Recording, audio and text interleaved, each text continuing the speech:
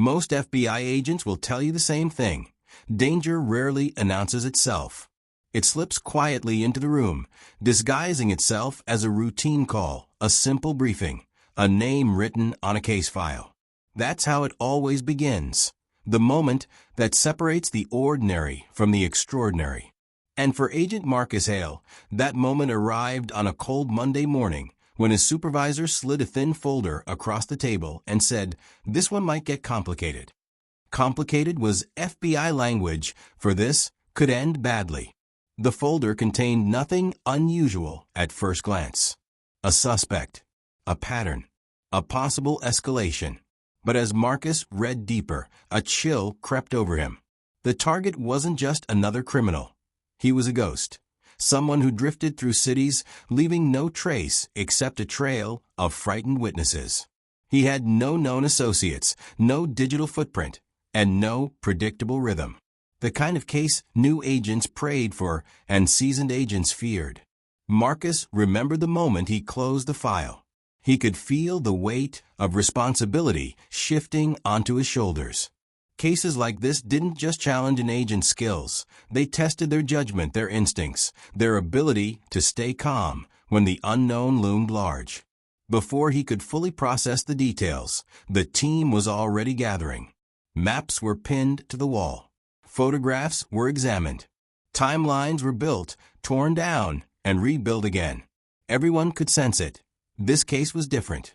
And yet, despite the unease, there was something else in the room. Purpose. The kind of purpose that ignites when an agent understands what's at stake. Marcus didn't know it yet, but this case would become one of the most dangerous and unforgettable of his career. It would push him to his limits and nearly break him. The suspect's name was Christopher Lane, but that meant very little. People like Lane used names the way snakes shed skin, discarding one identity for another whenever the heat drew too close. The FBI had only fragments, blurry security footage, contradictory eyewitness statements, a few fingerprints that suggested he had no past the Bureau could reliably track. "He's not running," Agent Sophia Reyes said during the briefing. "He's gliding." Gliding. The word stuck with Marcus. It sounded effortless, too effortless. And that was what made Christopher Lane so dangerous. He operated with a calm that didn't match the chaos he caused. He wasn't impulsive, he wasn't sloppy, and he wasn't overconfident.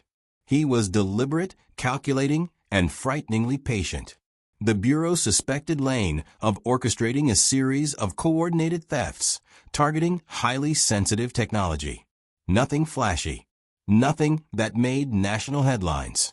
But the kind of technology that made federal agencies nervous, equipment that could be reassembled, repurposed, or sold to people with questionable motives.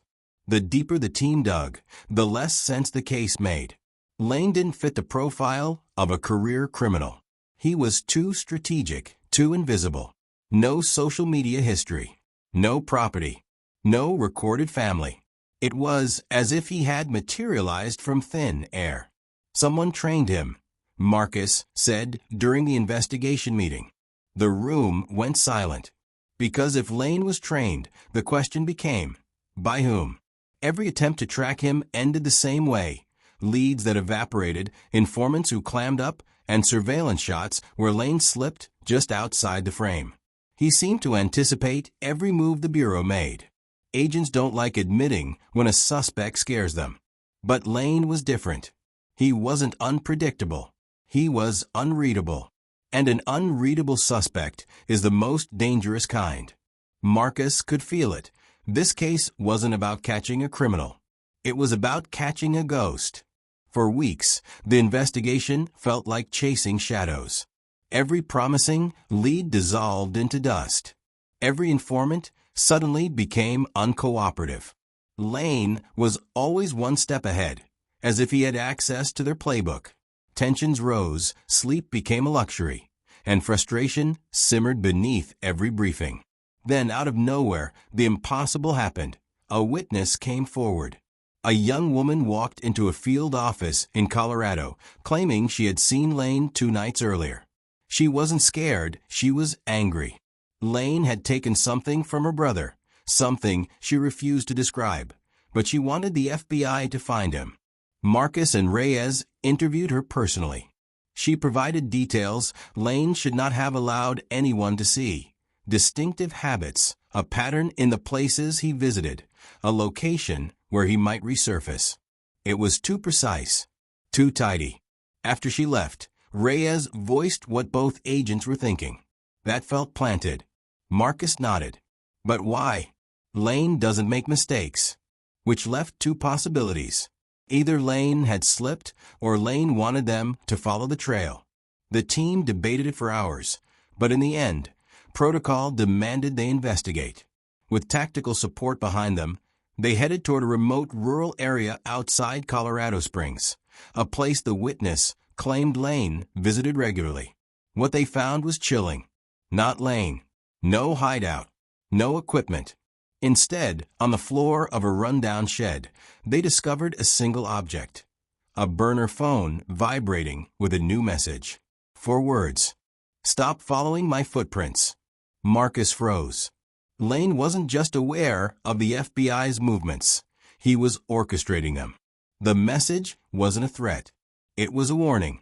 And warnings from men like Christopher Lane usually came before something far worse. The burner phone changed everything. It was Lane's way of stepping out of the shadows just far enough to be noticed. He wanted the FBI to know he was watching. He wanted them nervous. And worst of all, he wanted them reactive. The team didn't leave the shed immediately. Reyes swept the perimeter while Marcus analyzed the phone. No fingerprints. No metadata. No connection logs. Lane had wiped it perfectly clean before dropping his message into the agent's hands like a chess piece.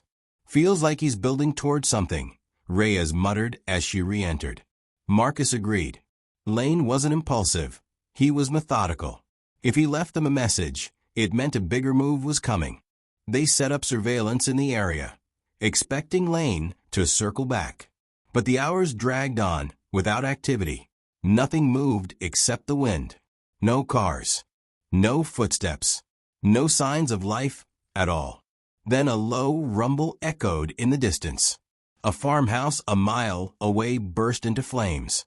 Agents immediately mobilized. Marcus ordered fire crews, tactical support, and backup units. But as they approached, a sickening realization hit him. This wasn't an accident. This was a diversion. The fire raged, consuming the structure until the roof collapsed. It was only when they combed through the ashes that the truth became clear. There had been surveillance equipment inside. Cameras, wires, batteries. Someone had used the house as an observation post, watching the FBI watching Lane. Lane hadn't been running. He had been studying them. Back at the field office, a grim silence filled the room. Their suspect wasn't spinning in circles. He was tightening a net around the investigation, turning their every move into data. He's not ahead of us, Marcus finally said. He's around us. And until they understood his endgame, they were already inside the trap. There are cases that test an agent's focus, and then there are cases that test an agent's sanity. This one was beginning to blur the line. Marcus felt it. Reyes felt it. Even the analysts, usually shielded behind screens and paperwork, felt the growing tension. No one more than Agent Tom Whitaker.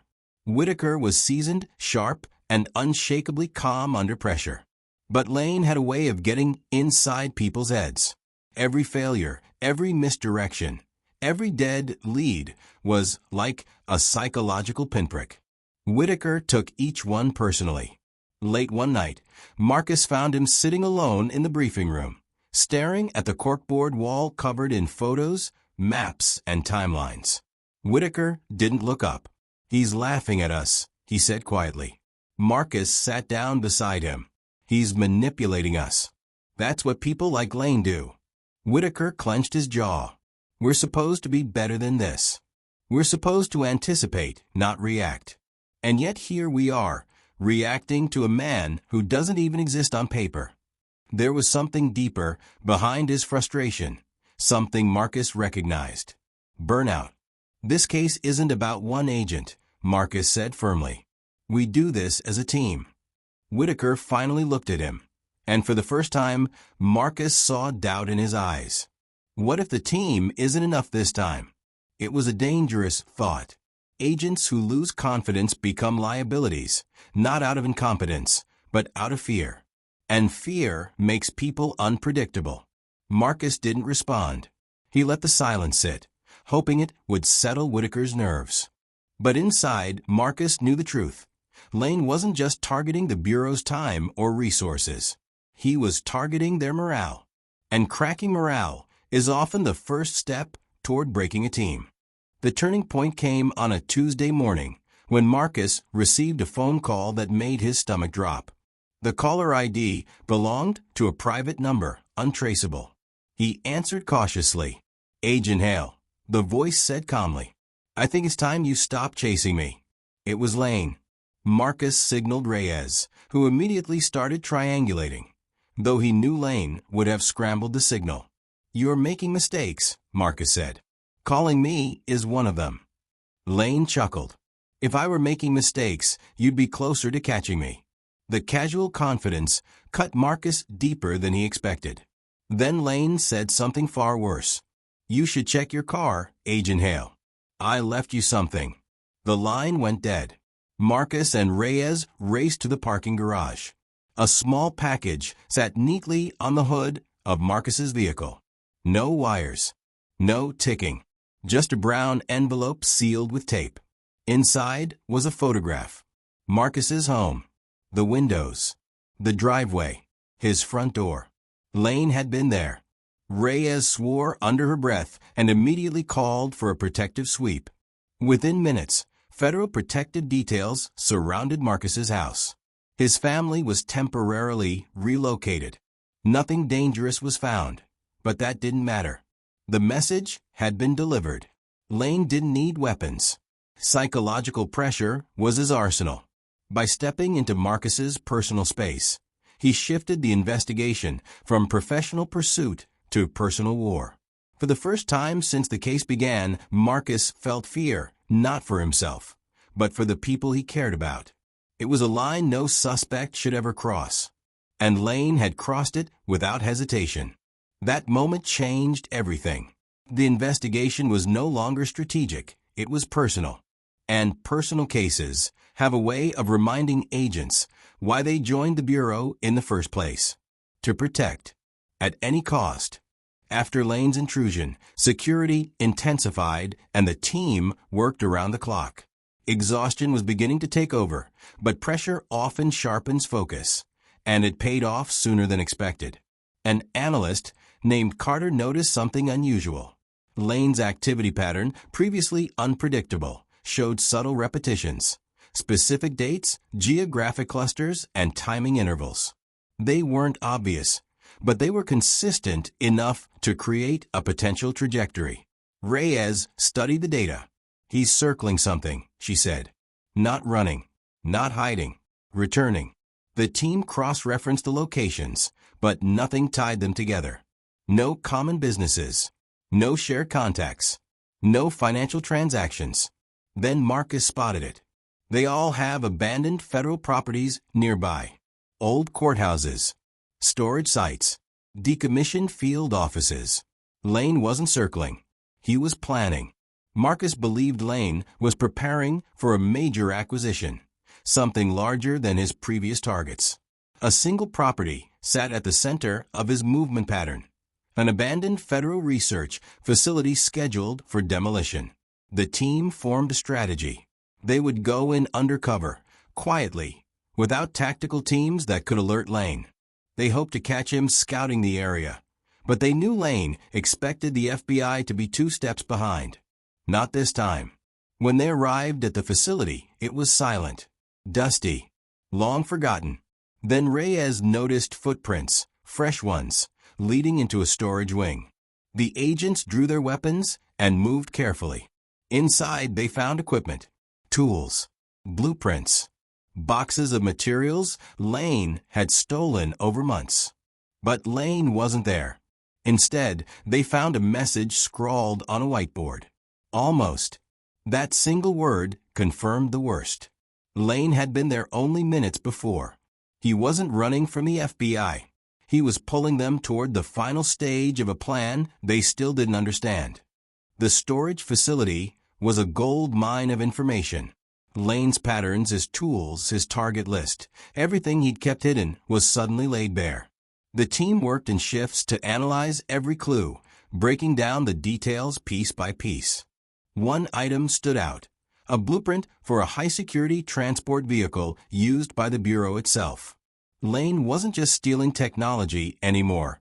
He was positioning himself to intercept something important. But what? Reyes dug deeper and found a correlation between the vehicle's routes and recent federal movements. A sensitive transfer was scheduled within 48 hours, one involving encrypted hardware tied to national security systems. Lane had timed everything perfectly. The team immediately coordinated with Federal Transport Services. Routes were changed. Timelines were adjusted.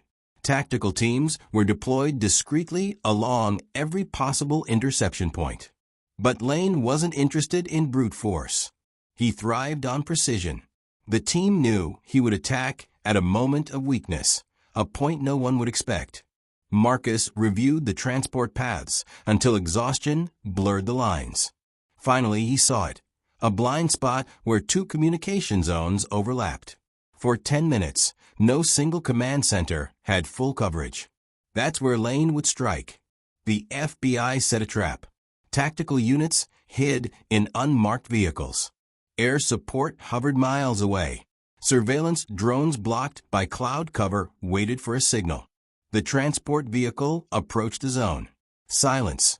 5 minutes passed. 10. Then a figure emerged from the tree line, calm, composed, carrying a device designed to jam the vehicle systems. Lane. He moved with quiet confidence, unaware, or so it seemed, of the wall of agents closing in. Now, Marcus whispered into the comms. Lane turned and smiled, as if he had been waiting for this moment all along. The forest erupted with movement as agents swarmed from every direction. Lane didn't run. He didn't panic. He simply raised his hand slowly, almost mockingly, as if surrendering on his own terms. "Agent Hale," he said calmly, "you've been much more persistent than the others." Marcus stepped forward, keeping his weapon trained. "It's over, Lane." Lane tilted his head. "Is it? Because if you shoot me, you'll never know who trained me. And if you arrest me, well, then the next one won't make the same mistakes." That statement sent a chill through the entire tactical line. Reyes approached from a flank. "You gave yourself away. We figured out your pattern." Lane chuckled. "No, I let you find me. The question is why." Marcus felt his pulse intensify. Lane wasn't bluffing. He had orchestrated this entire confrontation. Before Marcus could respond, Lane tapped a small device on his wrist. Agents tensed, ready to fire. Lane raised a hand. "Relax. It's only a signal jammer. A reminder that I planned for this." Reyes spoke firmly. "You're surrounded. Enough games." Lane sighed. "Games? No. This was a demonstration." Marcus stepped closer. "Demonstration of what?" "The weakness in your system," Lane said, locking eyes with him. "Predictability. Overconfidence. You needed someone like me to reveal the cracks." "Someone like you?" Marcus repeated. Lane smiled. "A former ghost." Before they could process the meaning, tactical agents tackled Lane to the ground and secured him. He didn't resist. He didn't yell. He simply let it happen, wearing the eerie satisfaction of a man who believed he had already won.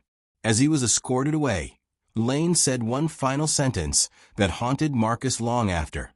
"You caught me, but you haven't stopped me." Christopher Lane was booked, processed, and transferred into federal custody within hours. The Bureau should have celebrated. The ghost had finally been captured. But the victory felt hollow, because Lane had left them with a final riddle. "You haven't stopped me." In the days that followed, analysts combed through his seized materials. They discovered encrypted files referencing unknown operatives, fragments of communication logs, and partial maps marking undisclosed locations. Lane had ties to something larger, an underground network of individuals trained to infiltrate without detection. But without the full data, the FBI couldn't determine the size of the network or its purpose. Lane remained calm during interrogation. He answered some questions, dodged others, and often redirected with unsettling precision. It was clear he had prepared for this. He wasn't afraid of prison. He was using it as leverage. Marcus visited him once. Lane sat behind the glass, hands folded, expression unreadable. "You wanted this," Marcus said. "You wanted to be caught." Lane nodded slowly. "To be heard." "By who?" Lane leaned back. "By the ones who are listening." It was infuriating and frightening. Lane was the type who planted seeds years before they grew into threats. His capture might have disrupted his plans, but it didn't resolve them. Reyes later summarized it perfectly. "We ended the chase, but we didn't end the story." Marcus returned to his routine, but the case stayed with him. Late nights, quiet moments, lingering questions. Cases like this change agents. They sharpen instincts, strengthen resolve, and remind them that some investigations don't tie up neatly. Lane's final words echoed in Marcus's mind every time he reviewed the files. "You haven't stopped me." And deep down, Marcus knew the truth. You don't stop ghosts. You only delay them.